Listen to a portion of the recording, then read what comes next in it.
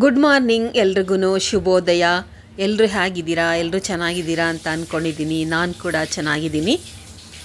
ಇವತ್ತು ನೋಡಿ ಸೋಮವಾರ ಬೆಳಗ್ಗೆ ನಾನು ರಂಗೋಲಿನ ಹಾಕ್ತಾಯಿದ್ದೆ. ಅದಕ್ಕೆ ನಾನು ನಿಮಗೂ ಕೂಡ ತೋರಿಸೋಣ ಈ ರಂಗೋಲಿನ ಅಂತ ಹೇಳಿ ರಂಗೋಲಿ ಹಾಕ್ತಾಯಿದ್ದೀನಿ. ಚುಕ್ಕಿ ಹಾಕೋದನ್ನೆಲ್ಲ ತೋರಿಸಿಲ್ಲ, ಮೊದಲೇ ಚುಕ್ಕಿಗಳನ್ನೆಲ್ಲ ಹಾಕ್ಕೊಂಡ್ಬಿಟ್ಟಿದ್ದೆ. 7 ಚುಕ್ಕಿ 3 ಸಾಲಿನ ರಂಗೋಲಿ ಇದು ನೋಡಿ. ಹೆಣ್ಮಕ್ಳಿಗೆ ಬೆಳಗ್ಗೆ ಎದ್ದ ತಕ್ಷಣ ರಂಗೋಲಿ ಹಾಕೋದು ಒಂದು ಒಳ್ಳೆಯ ಅಭ್ಯಾಸ.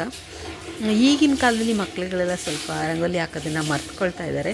ಆದರೆ ರಂಗೋಲಿ ಪ್ರತಿಯೊಬ್ಬರು ಮನೆ ಮುಂದೆ ಕೂಡ ರಂಗೋಲಿ ಇರುತ್ತೆ, ಎಷ್ಟು ಚೆನ್ನಾಗಿ ಕಾಣಿಸ್ತಾ ಇರುತ್ತೆ. ನಾನು ಪ್ರತಿನಿತ್ಯ ಒಂದೊಂದು ರೀತಿಯ ರಂಗೋಲಿಗಳನ್ನ ಹಾಕ್ತಾ ಇರ್ತೀನಿ. ಸೋಮವಾರದ ದಿನ ಮಾತ್ರ ಯಾವಾಗಲೂ ನಾನು ಚುಕ್ಕಿಗಳನ್ನ ಹಾಕ್ಕೊಂಡೇ ರಂಗೋಲಿ ಹಾಕೋದು. ಈಗ ಮನೆಯಿಂದ ಹೊರಗಡೆ ಹೊರಟ್ರೆ ಸಾಕು, ಪ್ರತಿಯೊಬ್ಬರು ಮನೆ ಮುಂದೆನೂ ರಂಗೋಲಿಗಳು ಕಾಣಿಸ್ತಾ ಇರುತ್ತೆ. ಎಷ್ಟು ಸುಂದರವಾದಂತಹ ರಂಗೋಲಿಗಳು. ಮನೆ ಬಾಗಿಲಲ್ಲಿ ಸುಂದರವಾದ ಒಂದು ರಂಗೋಲಿ ಇದ್ದರೆ ಮನೆಗೆ ಅದು ಎಷ್ಟೊಂದು ಕಳೆ ಕೊಡುತ್ತೆ ಅಂತಂದರೆ ಅಷ್ಟೊಂದು ಕಳೆ ಕೊಡುತ್ತೆ. ತುಂಬ ಒಂದು ಸಕಾರಾತ್ಮಕವಾದ ಒಂದು ಭಾವನೆಗಳು ಉಂಟಾಗೋದಕ್ಕೆ ನಮ್ಮ ಹಿರಿಯರು ಮಾಡಿದಂತಹ ಈ ಸಂಪ್ರದಾಯ ಎಷ್ಟು ಉತ್ತಮ ಅಂತ ಅನಿಸುತ್ತೆ. ನನಗಂತೂ ಬೆಳಗ್ಗೆ ಹೊತ್ತು ಮೊದಲು ರಂಗೋಲಿ ಹಾಕಿಬಿಟ್ಟೆ ನಾನು ಒಳಗಡೆ ಬರೋದು. ಫಸ್ಟು ಹೊರಗಡೆ ಕೆಲಸನೆಲ್ಲ ಮುಗಿಸ್ಕೊಂಬಿಡ್ತೀನಿ. ರಂಗೋಲಿ ಹಾಕಿದ್ರೇ ಅವತ್ತೊಂದು ದಿನ ಪೂರ್ಣ ಆಗುತ್ತೆ ಅಂತ ಪ್ರತಿದಿನ ಒಂದು ಚಿಕ್ಕದಾದರೂ ಪರವಾಗಿಲ್ಲ ರಂಗೋಲಿ ಹಾಕ್ಕೊಳ್ತೀನಿ.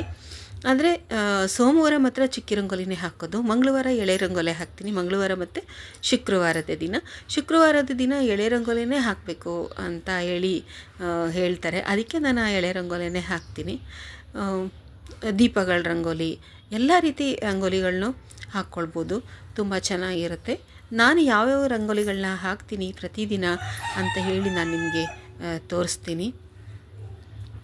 ಇವತ್ತು ನೋಡಿ 7 ಚುಕ್ಕಿ 3 ಸಾಲಿನ ಒಂದು ರಂಗೋಲಿಯನ್ನು ಹಾಕ್ಕೊಂಡಿರೋದು. ಅಡ್ಡ ಕೂಡ 7 ಚುಕ್ಕಿನೇ ಬರಬೇಕು, ಮತ್ತು ಮಧ್ಯ ಗ್ಯಾಪ್ ಕೊಡೋ ಆಗಿಲ್ಲ. ಎಲ್ಲ ಕಡೆ ಒಂದೊಂದು ಚುಕ್ಕಿಗಳನ್ನ ಹಾಕ್ಕೊಂಡು ಹೋಗಬೇಕು.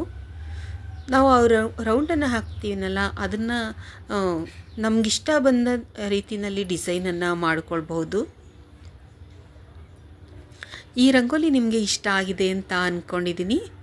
ಬೆಳಗಿನ ರಂಗೋಲಿ ಇಷ್ಟ ಆಗಿದ್ದರೆ ಲೈಕ್ ಮಾಡಿ, ಕಮೆಂಟ್ ಮಾಡಿ, ಸಬ್ಸ್ಕ್ರೈಬ್ ಮಾಡ್ಕೊಳ್ಳಿ. ನಮ್ಮ ಚಾನಲ್ನ ಸಪೋರ್ಟ್ ಮಾಡ್ತಾಯಿರಿ.